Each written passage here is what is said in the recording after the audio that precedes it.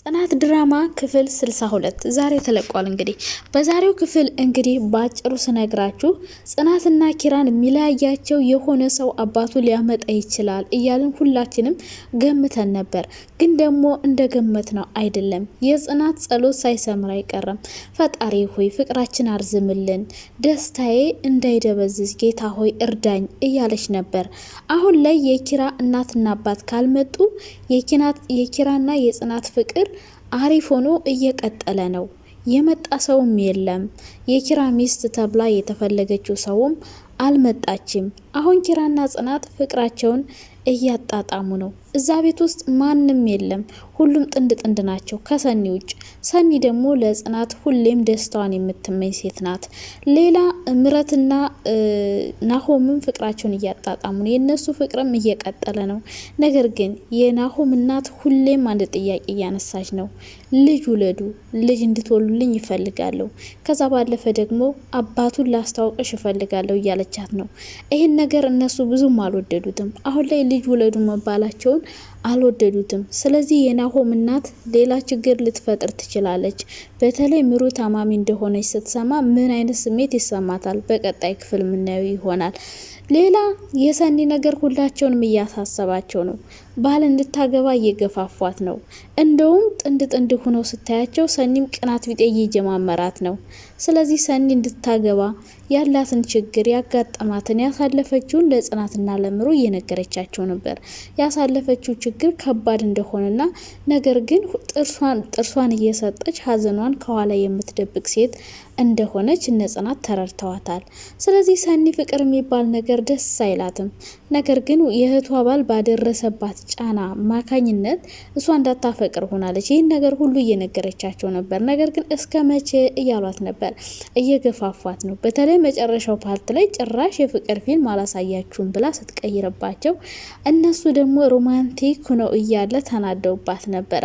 ስለዚህ እነዚህ ሰዎች ምንድነው መፍትሄያቸው? ጽናትም ምረትም ሆነ ኪሩም ሆነ ናሆም ለሰኒ የሆነ ቼክስ ማምጣት አለባቸው።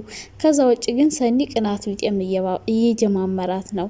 ሰላም ውዴ ቻናል ቤተሰቦች እንዴት ናችሁ? ደህና ናችሁ? በጣም ደህና ነኝ እግዚአብሔር ይመስገን። ለዚህ ቻናል አዲስ ከሆናችሁ ላይክ፣ ሼር፣ ሰብስክራይብ አድርጉ። ሰብስክራይብ ካደረጋችሁ በተለይ ረጃጅም ፊልሞችን ማየት የሚያሰለቻችሁ ካላችሁ ባጭሩ መስማት ከፈለጋችሁ እንደነዚህ አይነት ፍትፈታዎችን ብትሰሙ ለእናንተ የተሻለ ይሆናል። ከዛ በለጠ ግን ሙሉውን ራሳቸው ቤት ሄዳችሁ ማየት ትችላላችሁ። በጣም የሚያስተምር ፊልም ነው።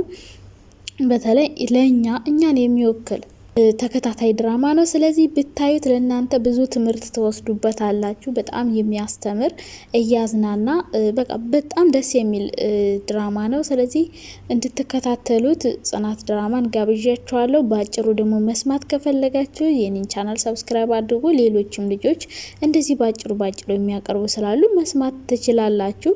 እንግዲህ በዛሬው ክፍል ሁላችሁም እንዳያችሁት ጽናትና ኪራ ፍቅር ላይ ምንም አይነት ነገር አልተከሰተም።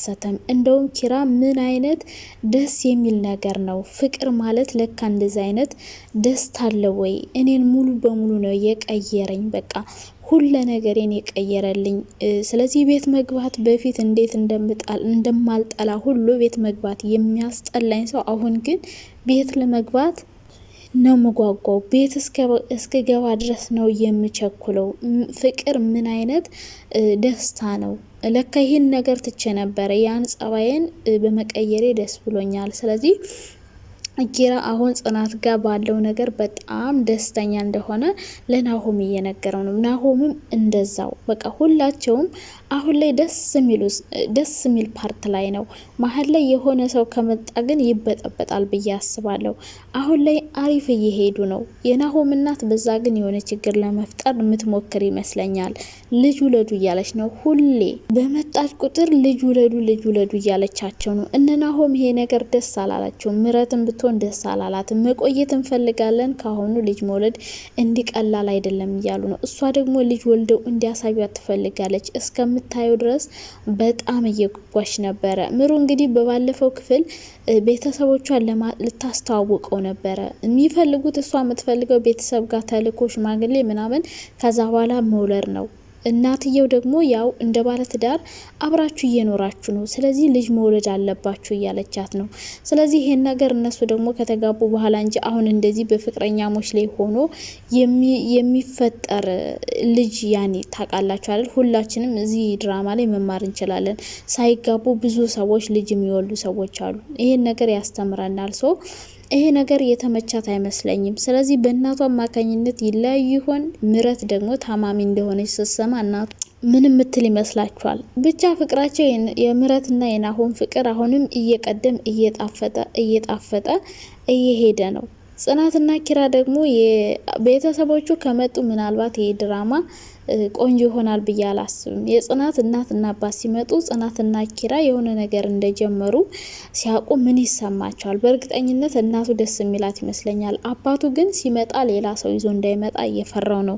ምክንያቱም ያችኛው እንደሄደች ስለሚያውቅ አሁንም ልጃቸው እንዲያገባ ይፈልጋሉ። የሚፈልገው ደግሞ የኪራ እናት ታማሚ ስለሆነች ልጇን ደስታ አይታ እንድትሞት ይፈልጋል አባቱ። ጽናትና ኪራ ፍቅረኛሞች እንደሆኑ አያውቁም። ስለዚህ ይህን ነገር ስለማያውቁ ምናልባት ሌላ ሰው አምጥተው ጽናትን ሌላ ትዕዛዝ ሊያዟት ይችላሉ። አንቺ የቤት ሰራተኛ ነሽ፣ ስራሽን ስሪ፣ ነገር ግን ለኪራ እችን እንዲግባባ አድርጊው ሊሏት ይችላሉ። ይሄ ነገር ሲከሰት ጽናት እንዴት ልቦ ይሰበራል? ኪራንስ በምን መንገድ ልትርቀው ትችላለች? ወይስ ደግሞ ኪራ ከጽናት ጋር የሆነ ነገር እንደጀመሩና እንደሚወዳት እንደሚያፈቅራትና ከሷ ጋር መኖር እንደሚፈልግ ይነግራት ይሆን? ምን የሚፈጠር ይመስላችኋል? ቀጣይ ክፍል እንዲሁ ፍቅራቸው እንደጣፈጠ የሚቀጥል ወይስ ደግሞ የሆነ ሰው መጥቶ ፍቅራቸውን የሚያደበዝዝባቸው? በሌላ በኩል ሰኒ ናት። ሰኒ እንግዲህ ብቸኛ ሆንኩ እያለች እያለቃቀሰች ነው። በእነሱ ጥንድ ሆኖ ሲቀመጡ ቅናት ቢጤም እየጀማመራት ነው። እነሱም እንድታገባና ፍቅረኛ እንድትይዝ እየመከሯት ነበር። በሌላ በኩል ደግሞ የቷ ባል ቤተሰቦች በጣም እያስፈራሯት ነው። ይህን ሁሉ ነገር ደብቃ ለጽናትና ለምረት ነግራቸው አታውቅም። አሁን እንግዲህ እየነገረቻቸው እያስረዳቻቸው እነሱ ማዘን እየጀመሩላት ነው። ስለዚህ ሰኒ የሆነ ሰው ብታፈቅር እነሱ ደስተኛ ይሆናሉ። ስለዚህ እንድታፈቅር እየመከሯት ነበር። ነገር ግን ሰኒ ምንም ሊገባት አልቻለም፣ አልፈለገችም። አውቃ ሆን ብላ እጇ ላይም ቀለበት እንዳደረገች፣ ይህን ያደረገችው ደግሞ ወንዶች እንዳይጠይቋትና እንዳይረብሿት ነው። ምንም አይነት ጓደኛ የመያዝ እቅድና ፕላን የላትም። እነሱ ግን እንድትይዝ እቅድና ፕላን እያወጡላት ነው። እንግዲህ በዛሬው ክፍል በሰኒ ጉዳይ ሰኒ ስለ አስተዳደጓ፣ ስለ ፋሚሊዎቿና ስለ ገጠማት ችግር እየነገረቻቸው ነበር። እንግዲህ የእሷ ጥንካሬ እያደነቁላት ነበረ።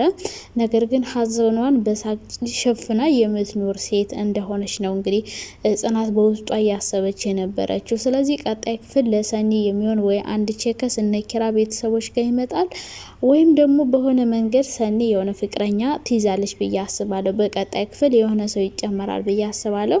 በዛሬው ክፍል ግን ማንም ሳይጨመር በማለቁ ደስ ብሎኛል። ኪራና ጽናት ፍቅራቸውን አሁንም እያጣጣሙ ነው። ቀጣይ ክፍል እንዲህ ይቀጥላል ወይስ ደግሞ የሆነ ሰው መጥቶ ፍቅራቸውን ያደፈርሰዋል? ኮሜንት ጻፉልኝ። እስከዛው ድረስ ባይ ባይ። ወዳችኋል።